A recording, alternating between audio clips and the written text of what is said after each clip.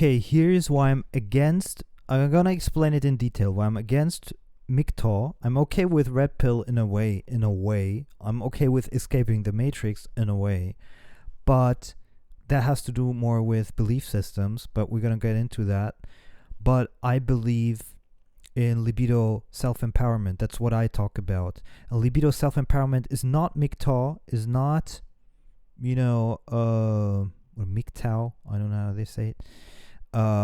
It's somewhat red pill in a sense, like high spiritual knowledge red pill, but it doesn't concern itself with statistics.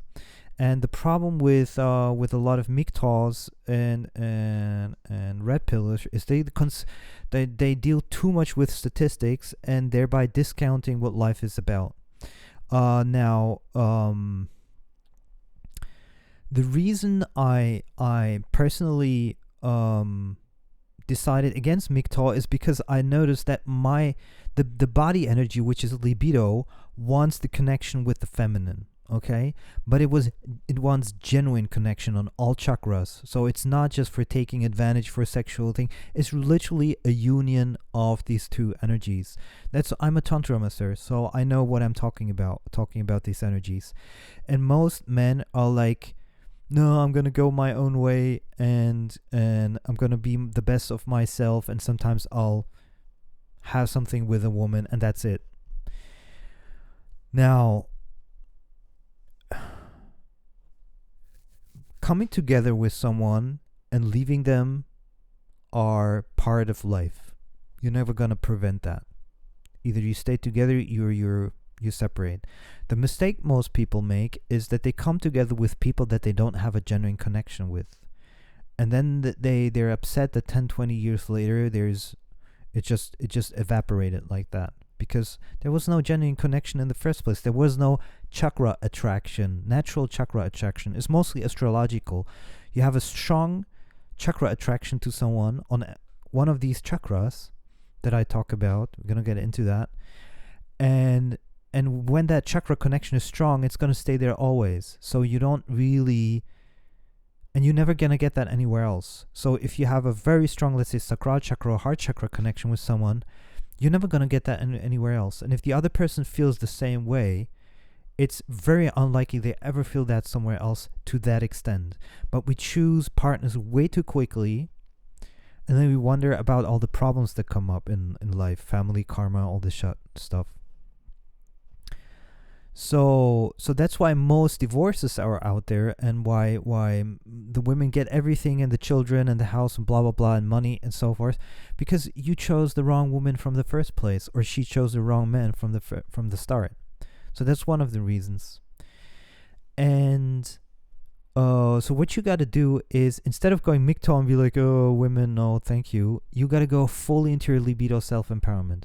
And it's a little bit like Andrew Tate does, but without the toxic metaframing and without the unhappiness that's behind it, because he has this trauma in him. So basically, you have to spiritually awaken, understand you're not your thoughts, but then also allow your libido self-expression and your libido self-empowerment. That means making choices for more probability of sexuality and more probability of joy. Basically, following your highest joy, following your highest sexuality in a way, without needing to sleep with everyone, but increasing your probability that you could. And then you make choices that help you increase those opportunities. And as you increase these opportunities, you're going to get more and more possibilities to express your joy fully. So in other words, the analogy would be, the fruit trees in your garden become ever more juicy. And you can choose which one when to pick.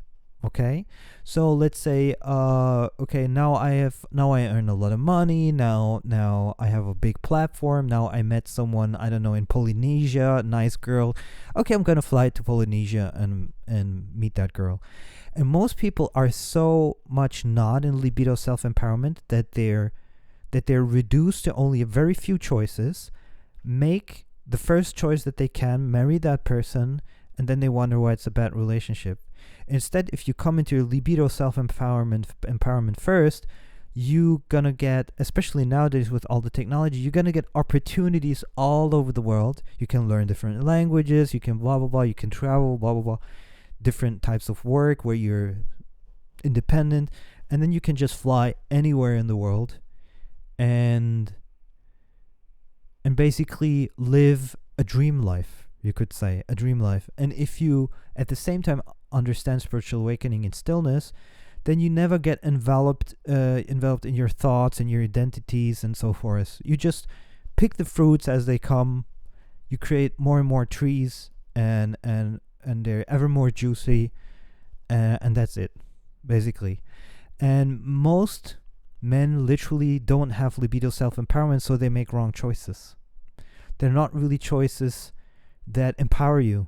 They're choices that bind you.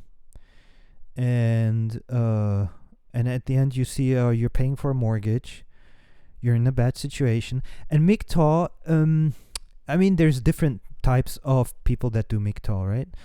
But they do it in different ways.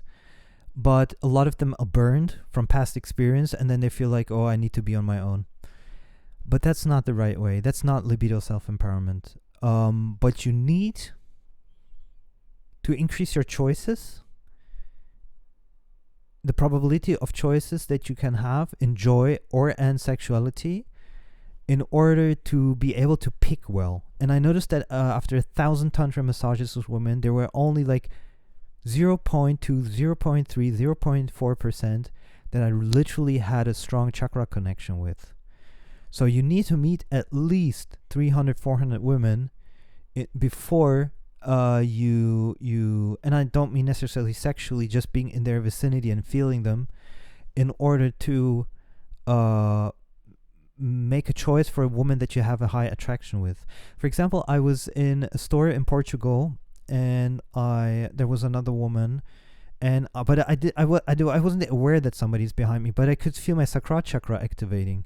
I was like, that's strange. Okay, but good. I'm highly sensitive, so I feel that shit. And I turned around, and she felt the same thing. So we both turned around, we look at each other, and I was just about to talk to her, but she had a husband, and she was a few ages older than me. But I was literally just about to talk to her. And if you choose a person like that because you feel that metaphysical kind of like energy connection, then that's a good way to go. But don't go just like, oh, she looks nice, and just like the Andrew Tate thing, like, oh, she's a 10 from 10, so I fuck her. No, that's not how you should go. Everything must be connected.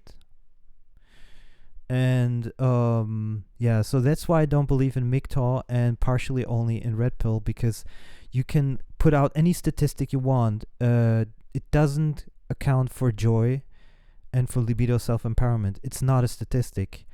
That's more like a way of life, outside of mathematics and statistics and probabilities and so forth.